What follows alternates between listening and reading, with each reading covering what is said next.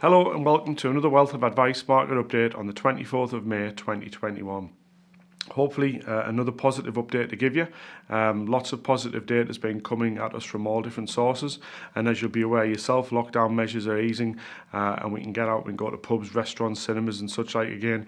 I even attended a football match last Tuesday, which was quite a novel experience after over a year since I was last in Old Trafford, so that was a good fun night.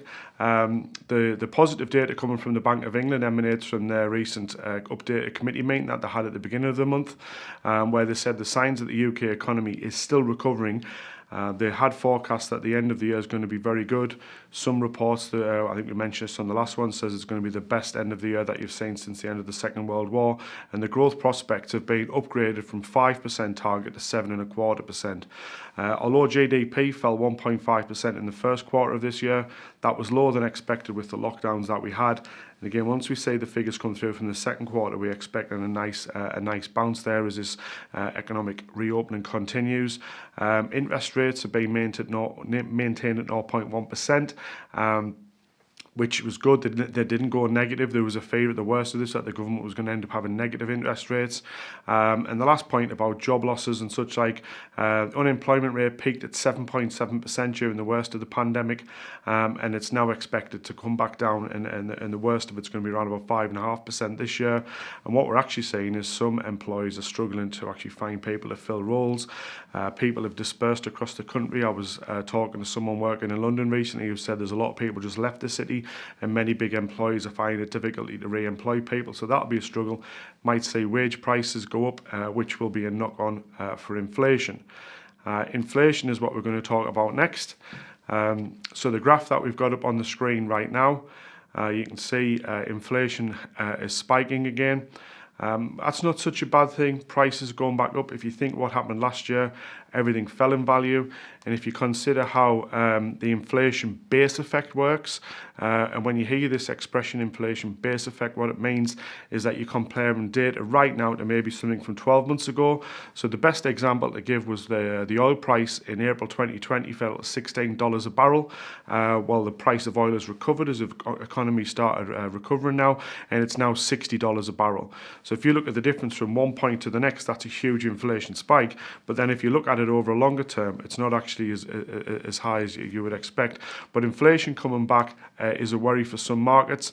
If you look at this next graph here, where it shows US inflation being at its highest level since 2008, that spooked the markets. And why the markets were spooked is because if inflation really goes up, there is a fear that interest rates will have to rise to counter the effects of inflation. So when this happened, when this data was released, I think it was 2 Tuesdays ago, most markets fell by over 2 or 3% at certain points during the day before recovering. Markets are actually at a good point right now. Yes, the volatility we mentioned is still there, but inflation is certainly the biggest fear that markets have. Personally, as I say, I don't think it's such a bad thing because it shows that we're back out spending and the price of goods and commodities is going up.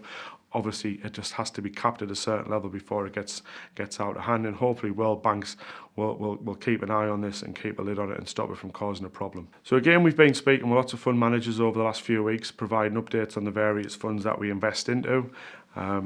Obviously, we see information in the news, information that we share on here, and we ask these people questions about that. We spoke to the Rathbone fund managers who look after the Rathbone Total Return Fund. One or two of our clients have that in their portfolios. Rathbone said they expect inflation to continue over the summer as demand continues to pick back up. They agree that the US Fed believe that this inflation is going to be temporary and they're not really concerned about it. They said the most interesting thing that they've seen this year was the fact that Biden announced tax rises from 21% to 28%, and that hasn't really spooked the markets at all, and the markets are continuing to rise and do very well. Over in the US, they are seeing a difficulty getting people re-employed. A lot of people just received their stimulus checks from when the Biden administration came in and they launched this $3 trillion stimulus package. A lot of people received backdated payment checks, a couple of $1,000s. Some people were receiving, and smaller businesses saying as a result of that, they're struggling to re-employ people. The Republicans are saying the checks were too high, as you can imagine. But also what's happening now as well is Biden's trying to push through a massive infrastructure plan to improve roads, electric, airports, energy efficiency, and this is all part of the American jobs plan. So this is going to bode well for the future. If this all works and they can get the American economy moving really quick, then normally you would see markets around the world also continue to rise as well. Other fund managers that we spoke to was the Janus Henderson Strategic Bond Fund Managers. They said that they're quite happy with what's going on. They wanted to see Rishi Sunak reduce his fiscal support, which is the furlough scheme and such like, and the need to make sure that our policymakers understand what they're doing and the effect of all this fiscal support will have on the economy in the long term. So a lot of our clients are saying to us, who has to pay this back? How is it going to be repaid, all this debt that the country's built up? So these bond fund managers are now specifically saying, look, we need to see what the next stage of this is. And so far, Rishi Sunak hasn't really said that. We had a budget a few weeks ago which didn't really cover that issue. So again, let's keep an eye out what Rishi's got to say in the next few weeks and months on this. The next graph that we're going to put up, we haven't really commented on over the time that we've been doing these updates, but we are having more clients ask us about this, and this is Bitcoin. So the graph that you can now see in front of you shows the Bitcoin price and where it's gone since the start of the year. As you can see, anyone who invested in this back in January would have seen their investment double over the next few months, where the price of Bitcoin went from $29,000 to around $63,000. However, over the last month, it's fallen below 30. It fell down to 30-odd thousand over the weekend. I think it's jumped up a little bit this morning. But what we need to remind people about this, it's an unregulated investment. I wouldn't even call it an investment. It's a pure speculative punt. I know you can have people argue saying cryptocurrencies are going to be the thing of the future. Well, if anyone's putting money into this, or you know of anyone who's saying it's the next best thing, just be aware that you could lose 100% of your investment, and it is extremely volatile. It's one of those ones where if you've got a spare £1,000 or a spare few £100 and you're happy to lose it, then fair enough, put it in there. But you would never be investing real pensions, real investments into this sort of thing, just given the level of volatility and risk that it may bring. If any of our clients want to speak with us about it and ask any questions, feel free to fire them in. We're happy to answer them. But one thing I can confirm is Wealth of Advice will never be recommending this sort of thing as a legitimate investment for any of our clients anytime soon. The way that would have to change, but the thing would have to be regulated for a start, but the volatility of it is just absolutely crazy. We now look at the Wealth of Advice portfolios and how they've held up. It's now been 15 months, believe it or not, since the start of the collapse of world markets. And these portfolios we think are doing very well.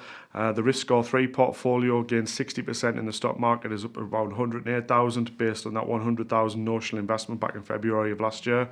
All of our clients who are coming to see us right now for regular updated reviews, whether it is the Risk Score portfolios or whether it's Royal London portfolios, whichever one anyone's in, everyone is pleased with the performance. We certainly are. We're not making any major changes to our portfolios.